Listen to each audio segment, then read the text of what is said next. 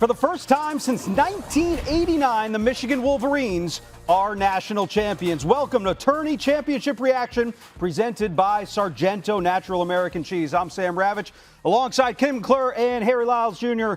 We are here to break down the national championship game that just wrapped up a couple of minutes ago. And Michigan over UConn, 69-63. The final score, guys, it was low scoring. Every time Michigan looked like they were going to pull away in this game, UConn responded with that championship DNA. But in the end, what was the deciding factor for Michigan to cut down the nets and bring home a national championship to the Big Ten for the first time since 2000, Lyles? To me, Sam, this is what happens when you have a complete team, because one of the factors we knew coming into this game was who was going to lead with their pace. UConn led with their pace. They slowed this game down. They limited the possessions, and it still wasn't enough to overcome this Michigan team because of this defense, because of their ability to attack you in the paint. It was simply overwhelming. It felt like UConn had their opportunities, King. They had some good open looks. They just weren't falling. And again, the length of this team, I felt like, continued to show up over and over and over again. You know, I'm a big believer in guards help you win games in the tournament. Guards help you win games in March. And for so long this whole season, we have talked about the front court of Michigan, and rightfully so. When you look at Morez Johnson, you look at how Mara impacted the game. You look at Lindenborg, still scored double figures while being banged up. But what I think got them over the hump in the past two games was the play of Elliot Cadeau. I mean, good guards help you get wins in March, and they're not hanging down these nets. They're not cutting the nets down. They're not hanging banners if it wasn't for a guy like Elliot Cadeau. It was interesting, too. Before Michigan took the floor against Gonzaga, we're going way back here to the Players Era championship game back in November. Elliot Cadeau commented something to his team. He said, "We are the best team ever assembled." They went out on the floor and beat Gonzaga by 40 points. Since that point, Michigan has been the most dominant team in the country, and they capitalized on it tonight against the UConn Huskies. We'll talk about the X's and O's of this game and break it down a little bit further as we go along in the show. But when you look at what Dusty May has done, big picture holistically at Michigan, he has really broken the mold and established the new way of college basketball, King, and that's building a team through the portal and getting the most out of his players. And I think this shows the beauty of the transfer portal. I think there are so many critics who dislike it, who talk bad, who say this and that about the transfer portal, but this is the beauty of it. For guys to be able to have second chances, and for whatever reason, the past school that they were at, it just didn't work. Whether it was fit, whether it was scheme, it just did not work. So the beauty of the transfer portal is when you look at a guy like Elliot Cadeau, who goes to North Carolina and he gets bashed for his turnovers. He gets bashed because in big games, he didn't step up. Well, now he's in a new system, new coach, new teammates, and now all of a sudden, he is a national champion who literally was probably the sole reason why they won the game. That's the beauty of this thing. This team is littered with guys. I mean, whether it's Cadeau, whether it's Mara, whether it's Yakel. I mean, all of these guys were good or okay elsewhere.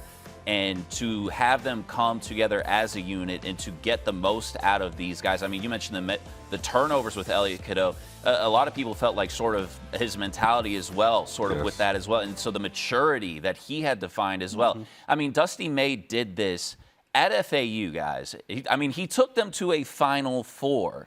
And a lot of teams, I mean, we talk about North Carolina and the hire that they made with Michael Malone. A lot of teams aren't willing to even look at a guy like a Dusty May that has success at an FAU because it's like, oh, well, it's a one-hit wonder. But when you look at the work that's been done, especially in the current climate, in building a roster, evaluating talent, and getting it all to mesh together on a timeline where you're cutting down the nets right now, it's impressive, and it's the modern way. This is not necessarily the only way that you have to do it, but it is absolutely a piece of the puzzle, and it seems like he's got it mastered. Yakel holding up the Shock the World boys sign. That's exactly what they did. 5 starters on this Michigan team. The first time ever that a team has won a national championship with 5 starters acquired through the transfer portal. Let's break this down a little bit X's and O's wise. Michigan's offense was really the biggest storyline coming into this game, having scored 90-plus points in all 5 of their tournament games. But it might have been what they did on the defensive end to disrupt UConn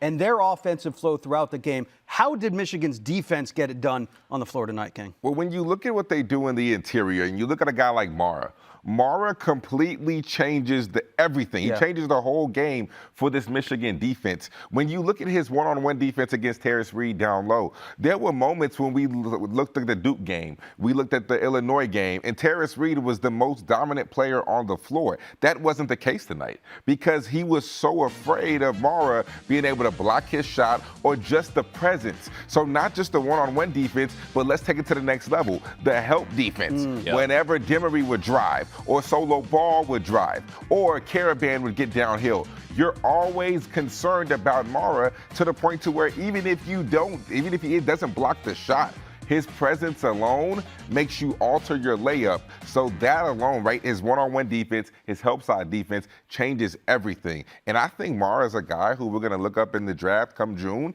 and say, hey, this performance that you had, raised your draft stock. Without question. And we talked about on Countdown to Game Day this Michigan team being overwhelming. And I mean, Aday Mara is one thing. I mean, that he is one overwhelming presence. But looking at the box score here, I mean, this is a team that was flying around. It felt like so many shots at the rim that UConn was putting up. There are Michigan hands, not just one hand, multiple hands above the basketball. I mean, Morez Johnson had a couple of blocks.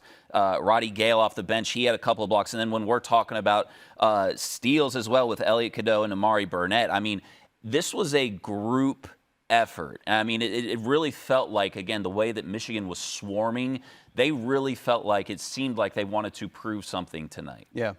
When you look at Yakel Lendeborg, we talked about the injuries for both sides. Solo Ball and Yakel both dealing with injuries they acquired in the Final Four.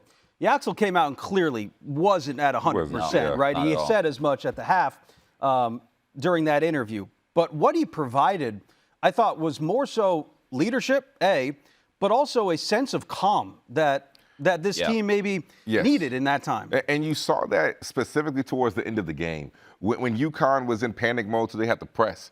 And one thing that Rav said, one thing that Grant Hill said was get the ball to Yaks. Because when you get the ball to Yaks, so not only is he tall enough to be able to see over the trap, he just understands where the ball needs to go. His IQ is so high that when he gets the ball, he's never rattled. Like you said, that calm presence to be able to deliver the pass. And we've seen in moments, Caden Boozer, for example, game on the line to get UConn even there. He throws that pass, it gets tipped, and Braylon Muns hits the shot. So that calming presence that Yakel has, and along with his height and his size, it just completely changes everything. But the value, too, and Sam, you actually mentioned this when we were watching the game. Dusty May had the wherewithal to take Yakel out when it seemed like he was trying to do a little bit too much because he knows, hey, like, I know you're not 100%, but you mentioned the leadership and just sort of him continuing to go out there and fight through it. And he still made some dang plays. I mean, we were saying he still scored 13 points, man. And defensively, he was great, too. He got a few nice blocks on the defensive side, and I think that's the biggest thing. I mean, when you look at a guy like him, he didn't necessarily have to play. No. I mean, he's a guy that's going to get drafted in the lottery, and you know, like for a guy like him, to be a competitor, to know he's not 100%, but still want to go give his everything to allow, you know, his team to win. Because in the game against Arizona, he only played about 14, 15 minutes. This game, he said, I want to actually be out there, and I want to contribute, and he did that. It doesn't always happen or occur in the NCAA tournament that the best team actually wins the national title. Actually, maybe rarely it happens. Do you guys think the best team in the country won the national championship this year? I'm still not convinced they're the best team. Really? I still think that Arizona, and you call me crazy. You're going to call me crazy for this. I might take some heat for this. Go ahead, call him crazy. But I really do think that the version of Arizona that played against Michigan in the Final Four was not the Arizona team that we have seen all season. Arizona had been the most consistent team in college basketball. And that version of them, Jaden Bradley, the referees getting in the way, Jaden Bradley picking up that third foul in the first half, I think that changed the whole dynamic of the game. And I still think that Arizona, I think we got robbed of a great game in the Final Four. I genuinely think that Arizona-Michigan matchup should have went down to the wire, and Arizona, to me, was probably the best team in the country. Michigan was just the hottest. I agree and I disagree with that. I felt like we got robbed of a good game tonight, but we could talk about that later. I felt like, and it's funny because we did a show earlier this season when Duke was playing Michigan. Yep. And I said that Saturday, I feel like this is going to be when Michigan proves that they're the best team in the country. They didn't do that then. And they also ended up losing in the Big Ten championship to Purdue. I felt like those two losses, although they weren't terrible losses by any means, those were scars that had to be formed so you can go on this 6-game win streak in this tournament here. And I agree with you that there were some things in that game against Arizona that perhaps helped sway that a little bit. But to me, again, the overwhelming play of Michigan, the length, the tenacity, all those things. If there was a team that could do that to Arizona, to me it is Michigan. And so that's why that one I kind of leave that one. To me, it like those two are very similar, and everybody else is sort of playing a different ball game. Yeah. Well, I would say that Arizona's on the same level as Michigan. Sure. Right? So I wouldn't necessarily say that Arizona is the best team or they're better, but I would say that they're even. So if it's 1A and 1B, I would say that they're still up there. Despite what happened, I do not think we saw the best version of Arizona. We didn't see the Arizona team that we saw for 99% of the season. 7-game series, maybe between Michigan and Arizona. That thing goes It can go either way. It goes to 7, yes. Very fair. This game wasn't exactly the prettiest of games. It was played in the 60s. There wasn't a lot of great shooting. Michigan went 2 for 15 from beyond the arc. They weren't really a three-point shooting team all year long, but nevertheless, 2 for 15 is a bit alarming. UConn has been a high-volume shooting three-point team. They did that today. They took 33 threes, but they only made 9 of them. Many of those came in the first half. You brought it up, Lyles, so let's not avoid the topic anymore. It is not uncommon for officiating to become a storyline in a game. What is uncommon is for the drastic social media reaction that we saw to the officiating in this national title game. It was calls that maybe shouldn't have been called that were called. It was calls that were missed. Maybe some ticky-tack fouls as well. We were watching along with you guys. But the foul disparity is what's going to be talked about, obviously, from the UConn side of things. 22 fouls called on the UConn Huskies, 13 called on Michigan. Michigan shot a total of 28 free throws in this game. By the way, they made 25 of them, so credit to them for making them. Yeah. But UConn shot 16 free throws in this game. You're seeing some of the social media reaction come in on your screen here. But, King, what did you make of the officiating in this game? You know, I thought it was interesting. And I thought in the first half they called it extremely tight. And in the second half, they let a lot of things go. Yep. I think you said it, Lyles. It was almost like two different officiating crews. And I think that's super hard as a player because we're taught when you're on the floor, you have to adjust to how the referees are calling the game. Yep. So if you're used to the referee calling it tight, you know, all those tic-tac fouls, then you keep your hands off. But in the second half, if you're not blowing your whistle at all, now I have to readjust my mind and my mentality to go out there and play. And I think too many times in this moment, on the biggest stage, we don't want to see the referees dictate the game. Yeah. We want to see the players dictate the game. And I just think tonight, I'm not going to say the referees played a massive role because Michigan went out there and won that game. However, I do think that we'd be remiss to leave out the fact that the disparity was so big that you have to point it out. Yeah, I mean, just even if we throw away the disparity, right, and we're just talking about the content of the fouls and what was being called. The first half, they called everything. A lot of it felt ticky-tack. There was at no point where, like, you know, you're sitting there watching the game, you jump up and be like, that's a foul. Yeah. I don't feel like I jumped up in the first half, but maybe twice. Yeah. And then for the second half, I mean, I said even the second half felt like the first 10 minutes was called one way and the last 10 minutes was called another. Because we saw it even when UConn was bringing the ball up the floor.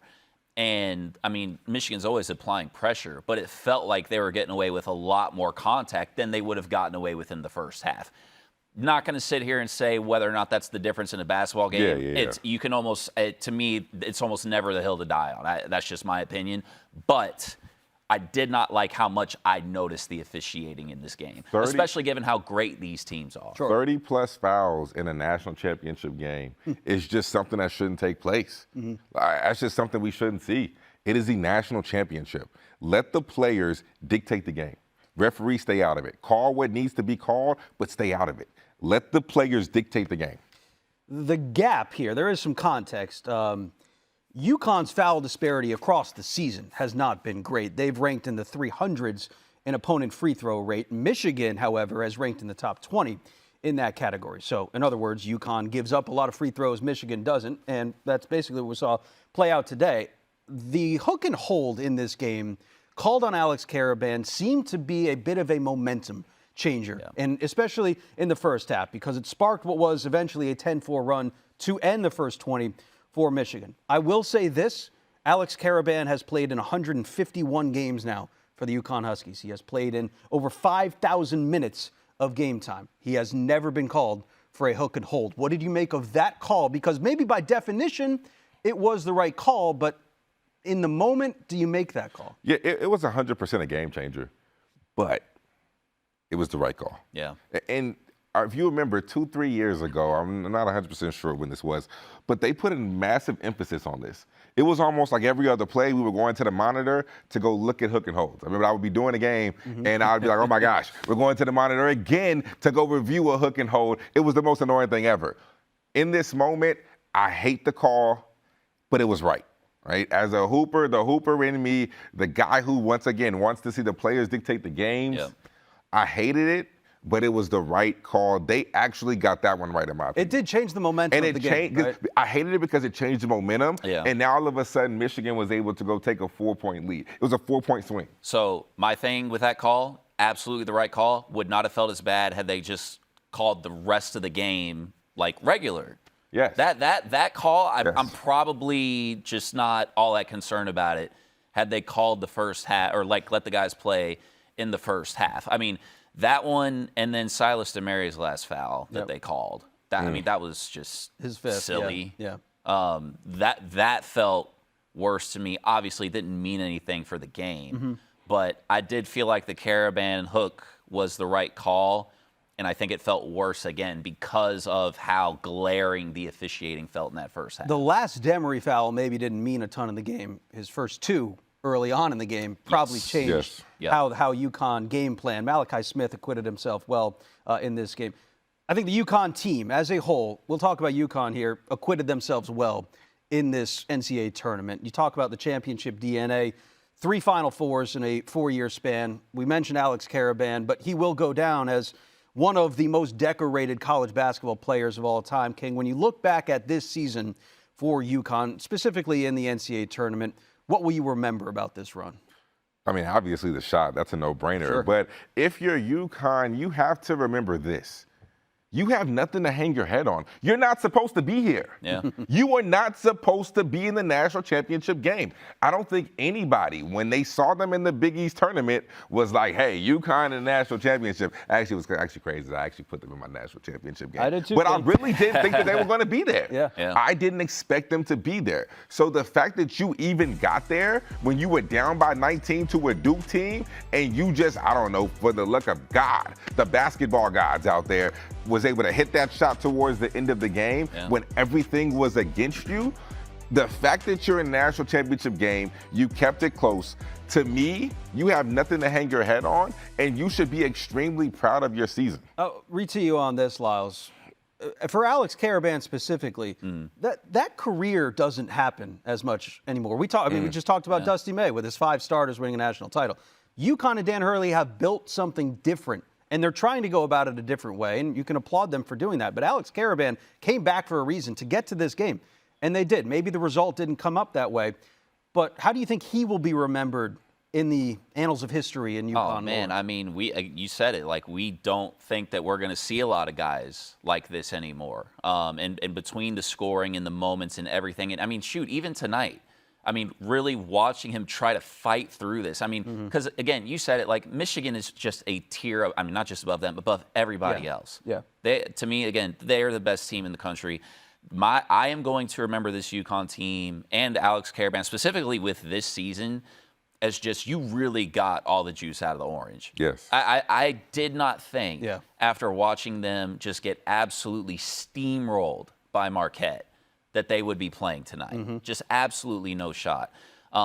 They did what they could, what they had. Obviously, some injuries along the way. Everyone's dealing with them at this time of the year. But I think what we're seeing out of this UConn team, to me, tonight is as good a sign as any that they are not going anywhere. anytime soon. Yeah. And we talked about the beauty of the transfer portal earlier.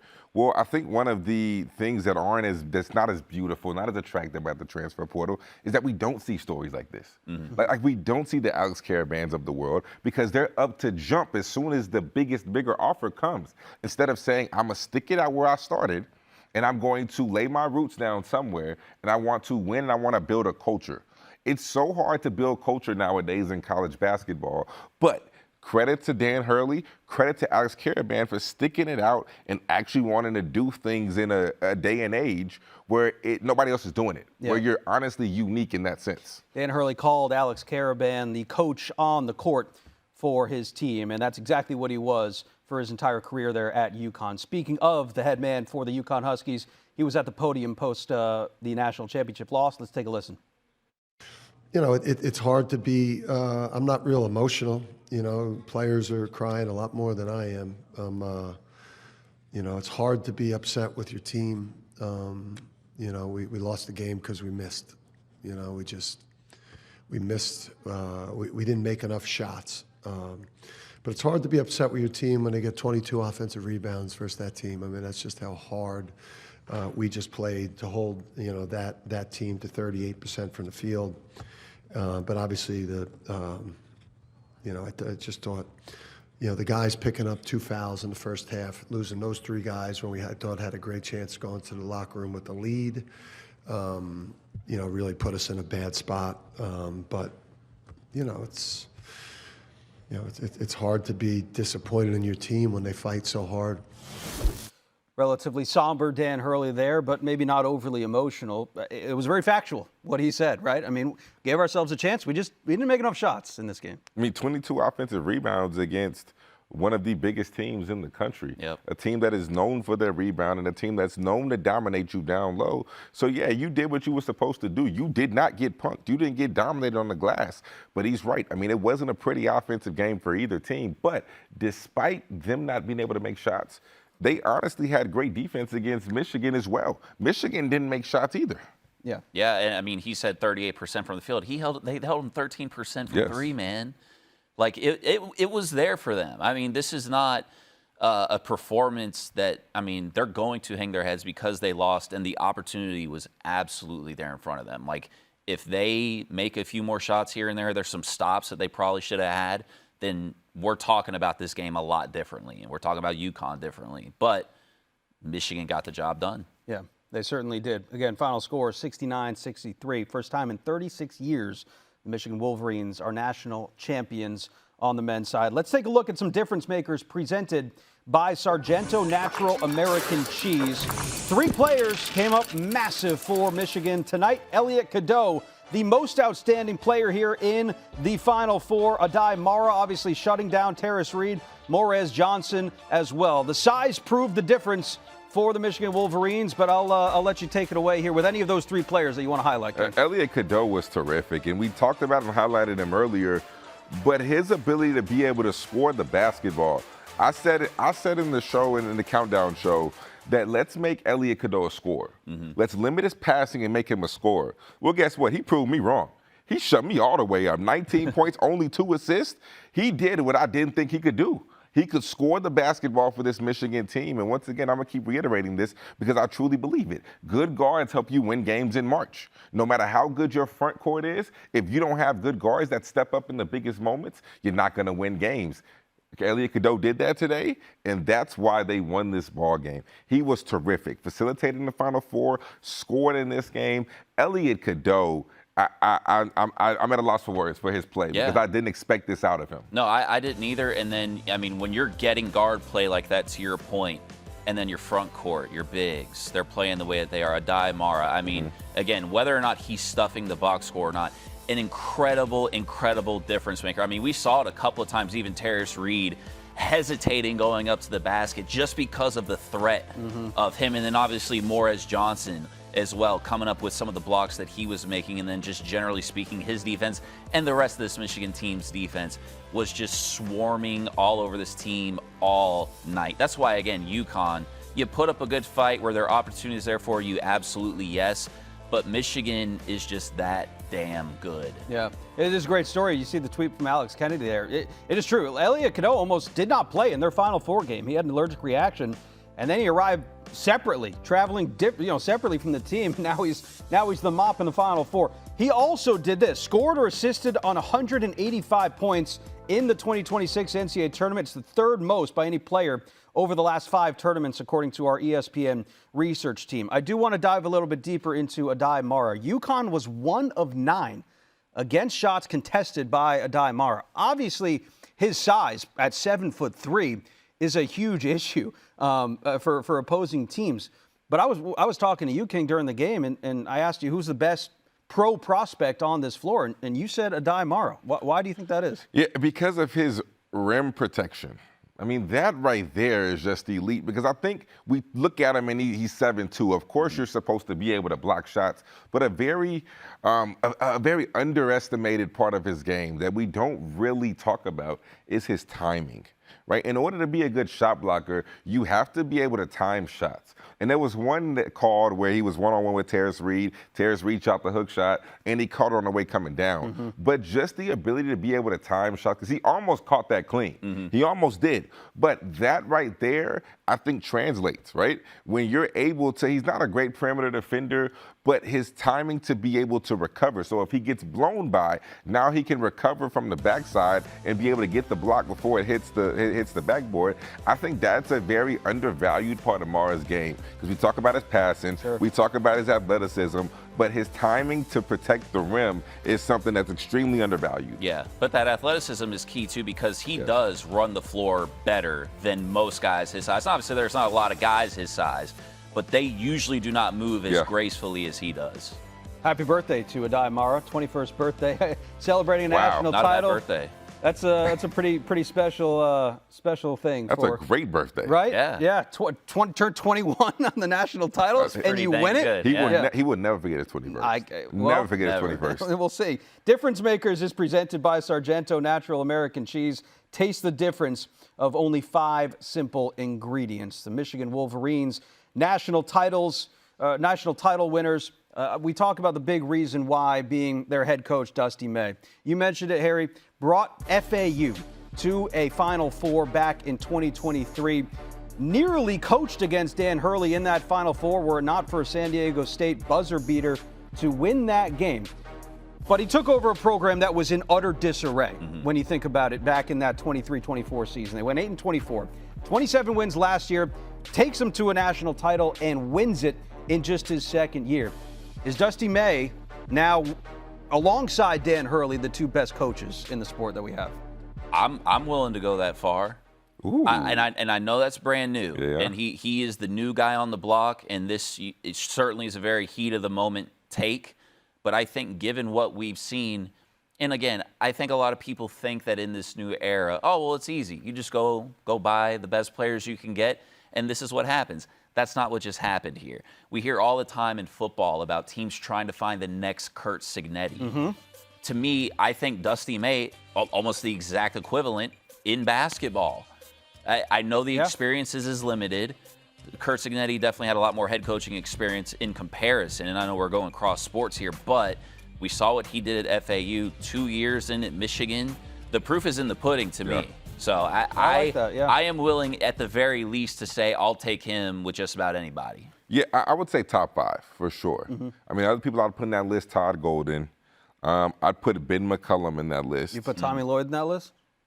Yeah, I'd probably put Tommy Lloyd in that list. Who else?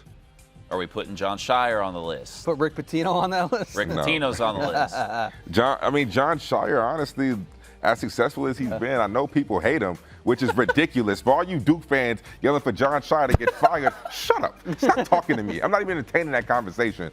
But I would put John Shire probably in the top 5 too, just for the success that he's been able to have in his 3 years. I would say that he's definitely top 5. I would put him in the top 5. Without question. Yeah.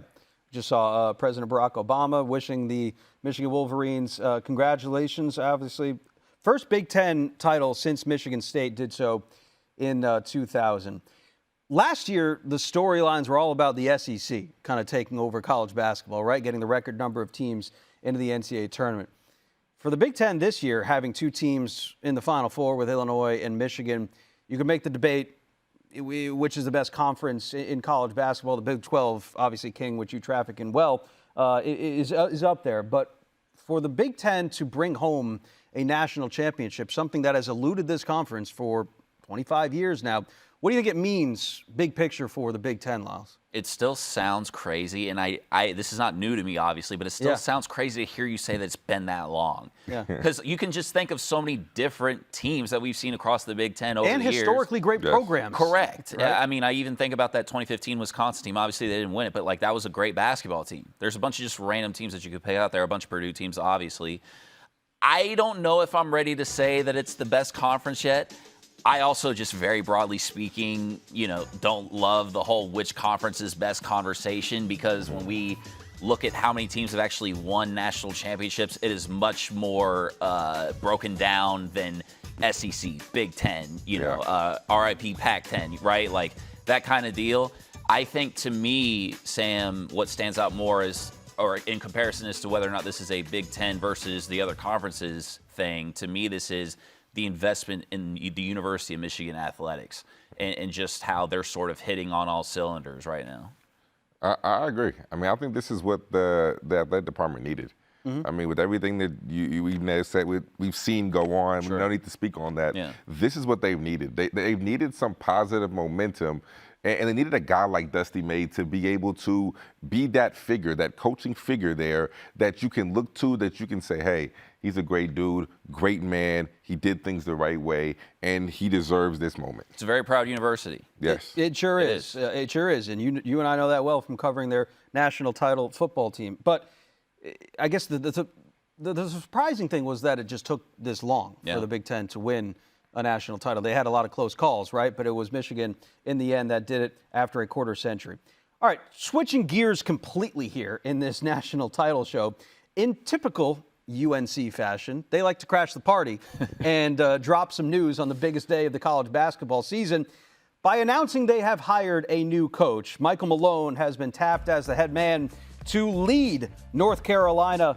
He is the first coach outside of the Carolina family since Frank McGuire. That was back in 1952, by the way. Nobody really saw this one coming, but when it happened, there was a lot of mixed reactions. When you saw this come across your phone, Lyles, what was your initial reaction to it? Shock. Not just because it was Michael Malone, and that's not anything against Michael Malone. I'll get to that in a second. But also the fact that they kept this quiet. I mean, we've heard, the names that we thought that they were going to be interested in. Obviously, Tommy Lloyd's name kept coming up, right? We heard Billy Donovan. At no point, unless I completely missed it, did we hear anything about Michael Malone. I think it is a great hire, to be honest with you. I think it makes sense, especially given that they fired Hubert Davis, and it seemed because they felt that he sort of had a dated view of the college basketball landscape. He wanted to develop young men and things like that, which is not to say that you shouldn't still do that. That should absolutely still happen. But given the new landscape, given the money that goes into this program, I'm certain that they looked at this. They said, hey, we need to go outside of the family, as they keep saying, right? Find a guy that knows how to deal with money, deal with pros, because that's sort of what this is turning into, and a guy that is great with schematics. And we have seen that because we work with this guy here at ESPN. He has done a great job on this network, and I am certain that his skills are going to translate well into North Carolina. And you have a guy who understands how to win at the biggest level of basketball. If you can win in the NBA, I think you can win in college. And granted, like you just said, Lyles, it's starting to be more of a professional league when we look at it, when you're dealing with roster and you're dealing with money and you're dealing with the construction. I mean, I think all of that is gearing more towards a pro style of basketball. But I think what's key in this, right? Because I was shocked too when I heard that. What's key in this whole thing is that he has to assemble a staff that understands the landscape of college basketball. That's a must-do. That's like the first thing you got to do. That's the first thing he has to do, because as great as he is, as great as his basketball mind is, we can't forget that he's never been in college basketball. We can't forget that he's never, ever done this. So you have to put guys around you, a GM, assistant coaches who have the connections, who have the plugs, who can be able to go out and get those guys, and they understand the current landscape. Because if you don't do that, regardless of how great of a basketball mind you are, regardless of how much of a winner you are, you're not going to have success. So it's key for him. It's instrumental for him to go put a staff around him that understands success. Yeah, I do think really quickly that when we talk about him being a guy that has not coached at the college level, and that may not be used to a lot of this, I think the important thing to remember is there is a lot less going into homes and recruiting sophomores, juniors, and seniors in high school. And we are now talking about, because we're talking about a Michigan team that was largely built in the portal, it's a lot of talent evaluation. And I think that is where this experiment gets interesting, and we see how quickly that success pays off for North Carolina. But to that, though, the biggest difference is he knew every single year he was going to have Jokic.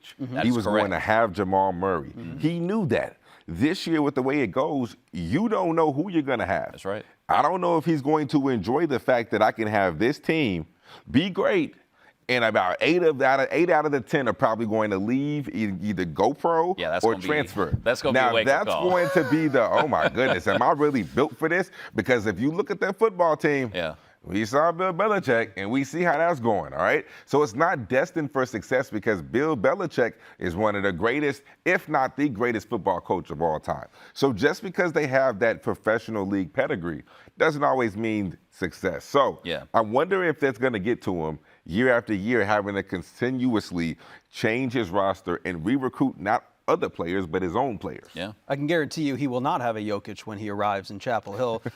What he hopes to have maybe is a Henry Visar, who's another player that was on North Carolina's team. That's close enough. Well, I don't know. Maybe not that close, but it's certainly a player that he would like to maybe keep and retain in Chapel Hill. All right, as we kind of close the chapter here on this 2025 college basketball season, both Danny Hurley and Dusty May are not going to take any time off because the transfer portal, literally as we are taping this show, is starting to open. It is now officially Tuesday, April 7th. What a world we live in. Already this season, more than 1,000 players have already declared that they plan to enter the transfer portal. Last year, it was over 2,700. When you look at the new landscape of college basketball, both of these coaches have obviously picked up key pieces in the transfer portal. Do you think that these two teams, King, can get back to this game next year, maybe by utilizing the transfer portal this year? Yeah, I think it's easier to do so. Like it fascinates me how quickly you can turn your team around and you can get really good quickly. But you could also go the opposite way. Sure. So I think what you said earlier is key, Lyles. Being able to evaluate talent. If you can evaluate talent, if you can look at a player and say he meshes well with this guy and they mesh well with this guy and all three of these guys do what I want to do in my system and they would be a perfect fit, you're not going to have success. But the good thing is, Dusty May, Dan Hurley, they're pretty good at that. Both of those guys are elite and they've shown that they can do it at a high level. Yeah, and I think the other interesting thing with this too is, and a lot of people at home may not be familiar with it because you just don't really hear coaches talk about it openly, but they do talk about it amongst themselves. A lot of coaches will pick up the phone and call a guy and say, hey, what do I need to know about this guy beyond what I'm seeing on tape? Yep. That is the thing. Curt Cignetti talked about, again, going back to college football, that he looks at a guy's transcripts, not for his grades, but for his attendance. Is this guy going to be here? Is he going to be a guy that can show up? Because if he's not going to show up, then I can't help this person. So there's so many different layers to it. I think that, again, these two teams are great examples of not just finding guys that are good. It's so much more complicated than that. Yeah. That's simply just not how this works.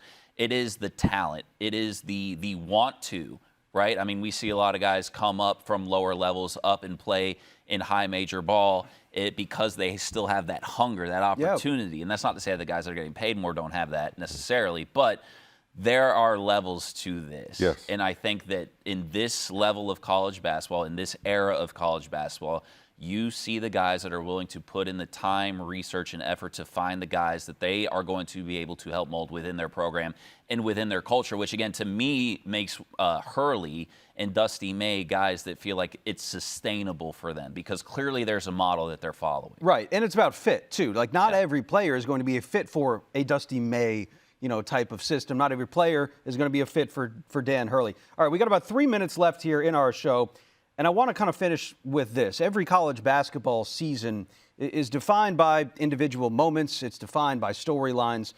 When you look back at this season specifically, King, 5-10 years from now, what do you think you will remember most? Yeah, that's a great question. And I think that we went into this year and throughout the whole season, we built this narrative of this is the year of freshmen. Yep. And there were so many good freshmen, right? You had DeBonsa, you had Peterson, you had Flemings, you had Acuff. You had so many great freshmen. But what we did not talk about, what we did not mention, is all the upperclassmen who played their parts, and it's ended up being the year of the upperclassmen. When you talk about Michigan, they had one freshman out there producing, Trey McKinney. Everybody else had been in college basketball. They understand how to play at this level.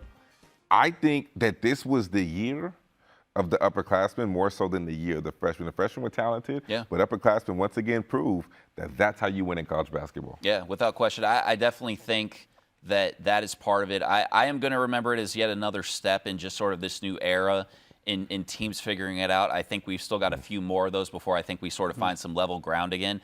I am going to remember always texting my friends and family when Darius Acuff was playing because he's just was appointment television. Yeah. There are just certain players, man, professional and college, where it's like, hey, it's happening, and you hit up the people that you know that need to see it.